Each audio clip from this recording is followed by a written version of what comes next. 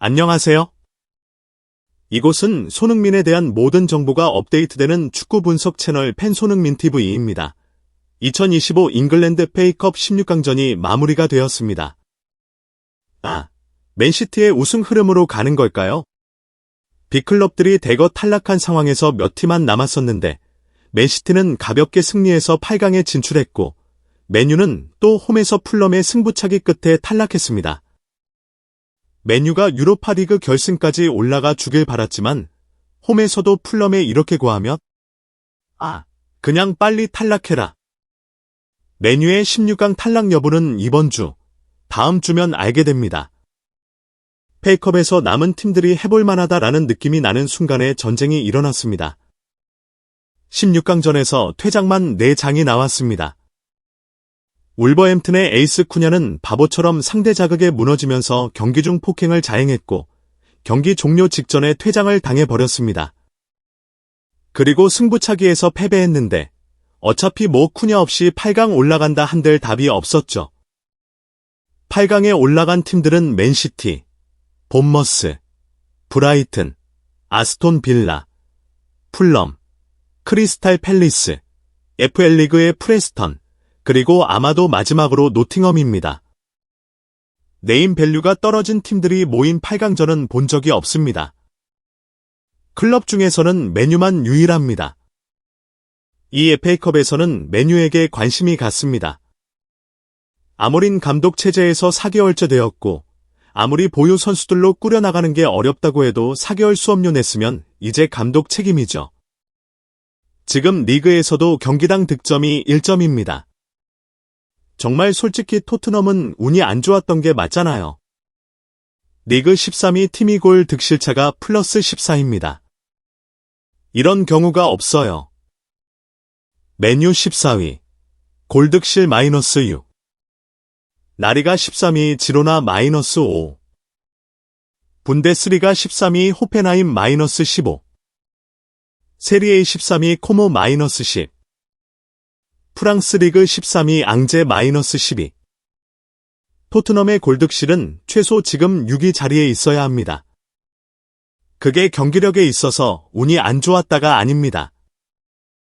부상자 속출로 운영이 제대로 되지 않았던 거죠. 물론 맨유도 지금 그런 비슷한 상황입니다. 맨유에서 믿을 만한 선수는 딱 한 명이거든요. 브루노 페르난데스. 얘만 유일하게 제 역할을 해주고 있습니다.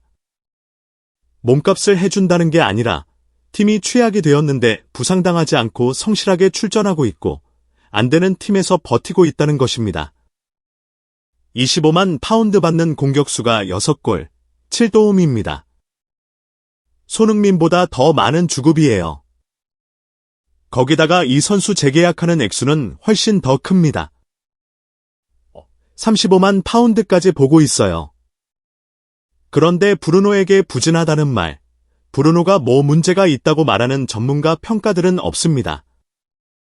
팀 자체가 붕괴되어 있어서 고군분투하고 있는 거지, 브루노가 못해서 팀도 못한다는 평가는 없다는 것입니다. 자, 그렇다면 지금 토트넘은 어떻습니까? 해외의 찌라시 언론들과 국내에서만 손흥민을 깎아내리는 듯한 기사들이 나오고 있습니다. 그중에 손흥민이 미넨으로 이적한다는 얘기도 나오지만 손흥민이 레벨이 떨어지고 퇴출당해야 한다는 식의 단어를 사용한다면 미넨 이적설이 왜 나오겠습니까?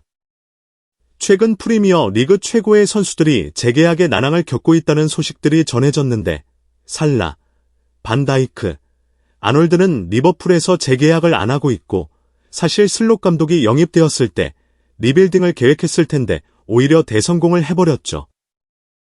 전문가들이 3위에서 5위 정도로 평가했는데 우승은 지금 거의 확실시되어 버렸습니다. 보유한 자원들이 상이 매우 적으면서 팀 컬러를 그대로 유지하고 그리고 경쟁팀들의 부진으로 독주하고 있습니다. 그리고 맨시티에서 미드필더 최고 수급자인데 브라위너가 재계약 문제를 겪었는데 맨시티가 과르디올라와 재계약을 했고 홀란과 잉글랜드 역사상 최고의 계약을 해버렸습니다. 하지만 데 브라위너는 계약을 하지 않으면서 밀당 중이었는데 최근 소식에 따르면 대 브라위너가 연봉 대폭 삭감과 벤치에 머무는 것도 받아들이면서 잔류하겠다는 의사를 밝혀서 화제가 되었습니다. 모든 선수들에게는 기준이라는 게 있죠. 커리어, 명예, 돈, 가족. 이 기준 안에서 대 브라위너는 선수로서 더 뛰고 싶었고 북중미 월드컵에 출전하고 싶었으며 주급 대폭 삭감을 당해도 팀에 잔류하는 것을 원한다고 했습니다. 국가대표 엔트리에 포함되기 위해서라도 맨시티에 머무는 것이 좋다는 판단인 거죠. 최고 선수들이 어떤 결정을 내릴지 지켜봐야겠습니다. 모르지만 최소한 손흥민처럼 퇴출 이런 단어는 아예 나오지도 않습니다. 이게 가당키나 한 말입니까? 다시 한번 당부드리는 건 손흥민을 깎아내리는 기사에 흔들리지 않기를 바랍니다. 손흥민은 현재 목표대로 가고 있고 순항 중입니다. 왜 그렇게 말할까요? 토트넘이 리그 우승이 현실적인 목표는 아니었습니다. 다들 아시잖아요. 토트넘은, 그리고 손흥민은, 감독과 선수들은 우승 트로피를 원하고 있을 뿐이었습니다. 리그의 순위가 아쉬울 뿐이지 지금 달라지는 건 없다는 것입니다. 페이컵이 좀 부러울 수는 있겠지만요. 오히려 토트넘은 올 시즌 3월이 기회가 됩니다. 선수들은 시즌이 시작되는 때부터 시즌이 마무리되는 10개월 동안 체력을 써야 하고 관리를 받아야 합니다. 한 시즌을 치르는데 체력은 유한하기 때문에 그대로 다 사용하면 후반기의 경기력 저하와 부상 문제가 더 뒤따르게 됩니다. 토트넘의 경기를 보신 분들은 아시겠지만 토트넘은 유로파 리그 경기를 치르고 이틀 쉬고 다시 리그 경기를 하게 되면 만만한 팀에게도 고전할 정도였습니다. 체력이 뒷받침되지 않으면 약한 팀에게도 패배한다는 거죠.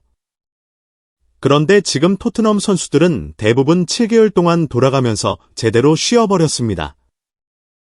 몇몇 선수들은 시즌을 이제 시작하는 것과 마찬가지가 될 정도인 거죠. 의도했던 것은 아니겠지만 지금 유로파 리그 16강을 앞두고 그런 상황이 되어 버렸습니다. 부상자는 이제 7명까지 줄었습니다. 그런데 유로파리그 때 반 다빈손 산체스, 로메로가 돌아올 예정으로 보고 있고 솔랑케도 훈련을 시작했다는 걸 SNS를 통해서 공개하기도 했습니다. 자, 보십시오. 생생한 선수들로 모여 버린 토트넘. 그럼 부상자가 3명 정도밖에 안 남아요. 다른 유로파 리그 경쟁팀들의 상황을 다 알 수는 없지만 지금 기준으로 보면 토트넘이 가장 좋은 분위기를 완성했습니다. 지금 우승했다. 이게 아니잖아요. 빌바오. 리그에서도 최근 5경기 2승 2무 1패. 소시에닷. 2승 3패. 프랑크푸르트. 1승 2무 2패. 이 팀은 득점 2위인 마르무시를 맨시티에게 팔아버리면서 정신 나간 짓을 했습니다. 미넨에게 실점하며 대패를 당했었죠. 토트넘이 프랑크푸르트를 상대로 과거에도 이겼었습니다. 질만한 상대는 아니라고 했지만 지금 상황은 토트넘이 더 강해져 있으니까요. 우승한다는 건 아니지만 희망을 품어도 무리는 아닙니다. 문제는 나치오인데 나치오가 생생합니다. 최근 5경기에서도 3승 2무예요.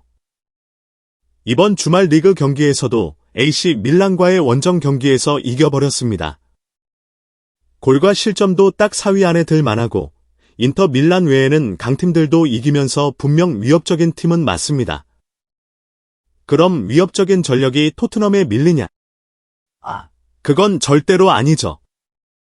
토트넘이 리버풀, 아스널, 맨시티 같은 팀들에 비해서 약팀이라고 하는 거지. 유럽 전체에서 꽤 유명한 팀입니다. 네, 오죽하면 유로파리그 우승 후보라고 하겠어요. 토트넘은 우승까지 하기 위해서는 결국 4강에서 라치오를 넘어야만 합니다. 그리고 라치오를 넘는다면 결승전에서 무리뉴를 만나든 로마를 만나든 기적적으로 메뉴를 만나든 일이 일어나겠죠. 저만 설레나요? 우선 유로파 리그 우승의 가치를 떠나서 손흥민이 이거 하나 원하면서 이런 힘든 상황들을 겪고 있는 거고, 기회가 왔으니까 더 집중하는 것 같습니다. 이번 주에 토트넘의 16강전이 열리게 됩니다. 첫 경기는 원정 경기입니다. 상대는 알크마르, 네덜란드 리그 소속 팀입니다. 어떤 팀도 이제 만만하게 보지 말고 잘 준비해서 최고의 선수들이 출전해 박살 내버리길 응원하겠습니다. 손흥민, 골 넣고 딱 1대 0으로 돌아와라. 이 영상이 마음에 드시나요? 좋아요, 구독, 공유를 눌러 저희를 지원해주세요.